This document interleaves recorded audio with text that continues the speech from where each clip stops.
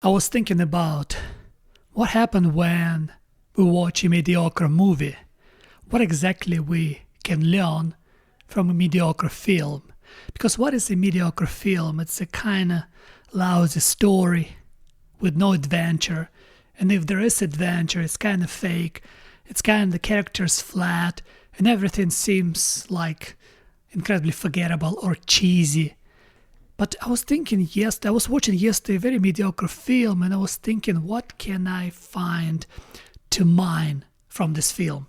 And if you think about it, for example, our life in most cases mediocre. And what mediocre films can do is help us to train ourselves how to improve our mediocre life. And how we can do this, for example, when you watch a mediocre film, you start thinking about, okay, what this character must improve about himself or herself to be more likable, for example, to be more interesting, and also what things he or she can do around themselves to make some interesting things about their life for us to watch, because it's all about actions, it's all about an adventure, and of course we cannot be all like great people of this planet, but we still can have a chance to improve our existence and make our existence a little bit better than we, for example, have it now. And once you learn to identify these flat moments in a mediocre film, you suddenly start rewriting them in your head like a train, and you try to understand, analyze the plot.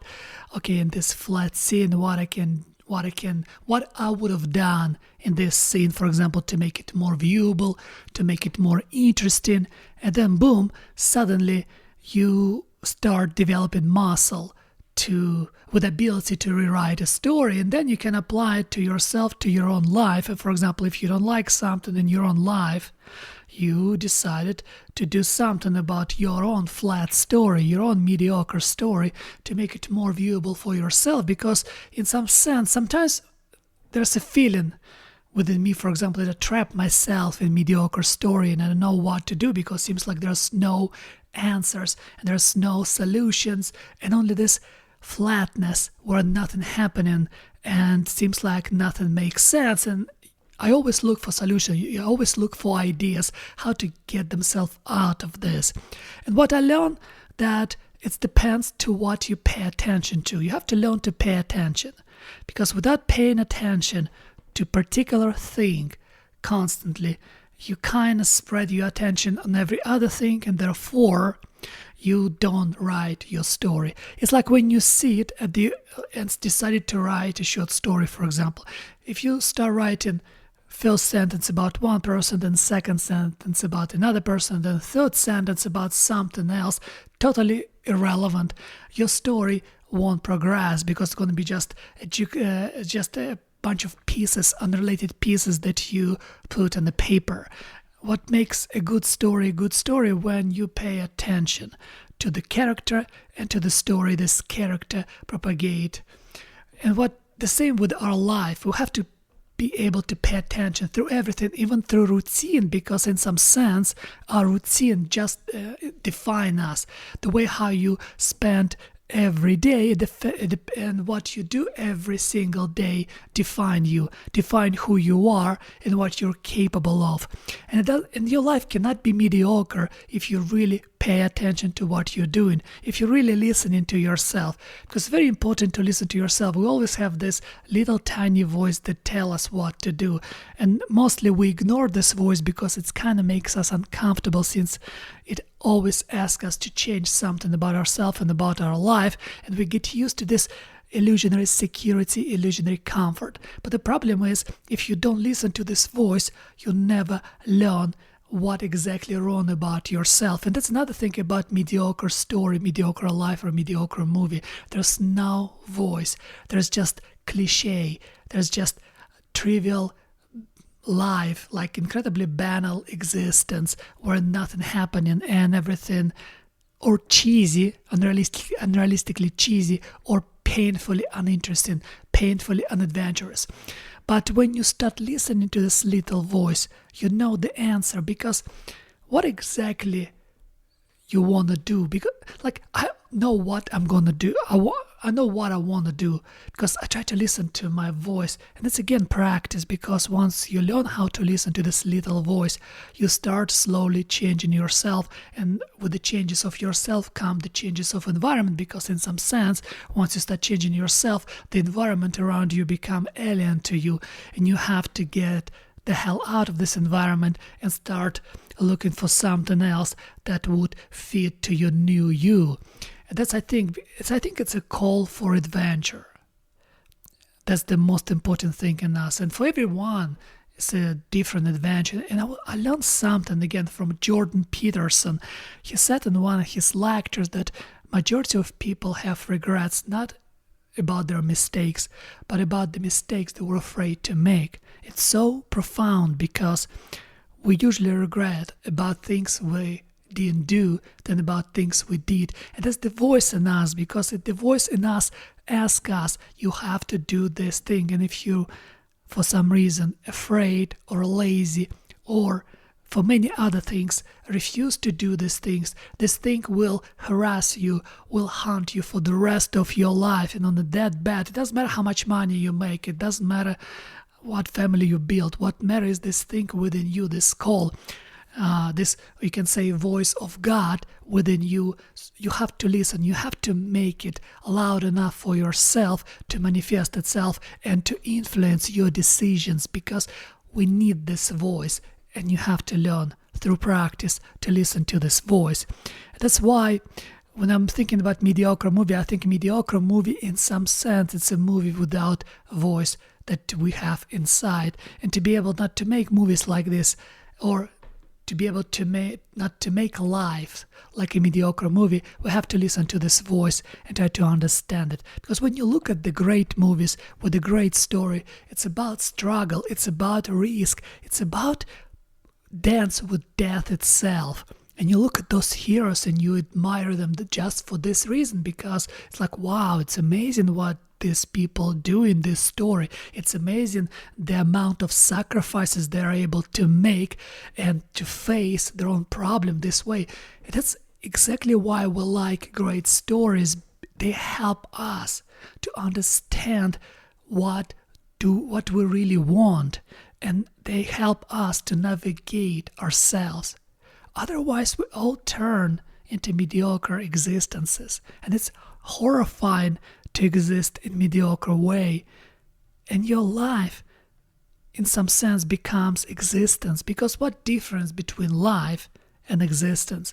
Life has a story, life has a meaning, life has struggle, and life has good amount of fights. While existence hides from everything just to survive as long as possible, and then regret in the end of their existence. Because you don't want to have regrets. And when you try to push yourself, when you try to build routine basic on your attention, when you don't divert your attention, when you appreciate truly your attention, because that's what you have to do. You have to appreciate your attention. You have to appreciate your attention and build your routine based on your attention. Every single piece in your life must be built and must be arranged toward your goal, toward to support your goal. I know a lot of people will say, no, I don't have time for this, I don't have time for that. It's not that you don't have time, it's you don't listen to your voice, and you do something that gives you illusion of security. But think about it, I think there's nothing worse than to make a lot of money with a job that you hate. That's not a security, it's just a lousy, mediocre story about suffering that doesn't look like suffering. Think about it, you have to suffer in a huge house with expensive cars, with everything seems like right, but at the same time it's so wrong on the inside.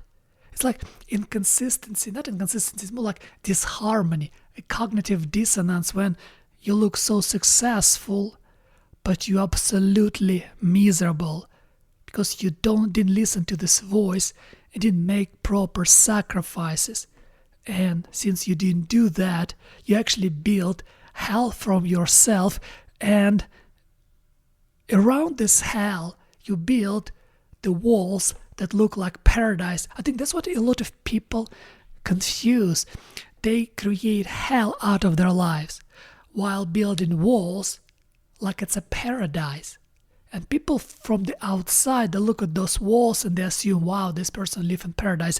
But behind those walls, behind those golden bright walls, is a hell where people boiling slowly alive in a great misery. It's even worse because you build those walls and now you cannot break them.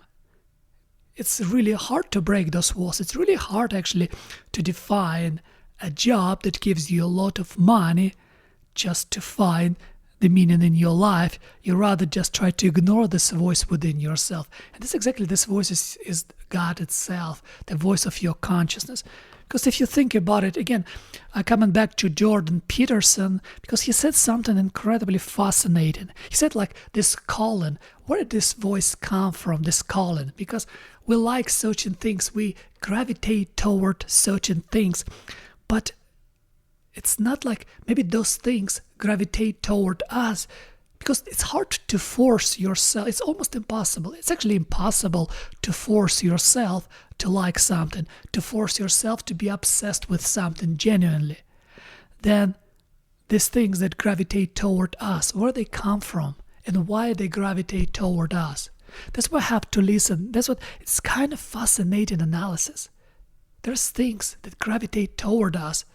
This voice tells us that that's your call. That's your call. You have to respond to that call. You have to dedicate your life in pursuing this call, because this call selected you. You did not select anything. You don't select anything. You just have to obey this voice of consciousness, that nothing else but the voice of God. And when you see this, when you face this call, you have to comply. Otherwise, there's no other way. There's no other way to find meaning.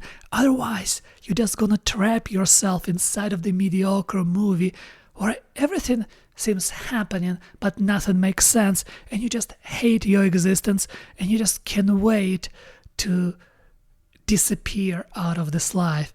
Because it's kind of like, look at the incredibly boring, long, mediocre movie, and then see how close your life is to this mediocre movie, and then what you can do to change your life. And when next time you watch the same mediocre movie, you understand, okay, I changed myself, I changed my life, because I don't want my life to be like this long, mediocre movie that makes no sense, and I responded my call. And it's never too late to respond to your call. It's never too late to pursue your dreams.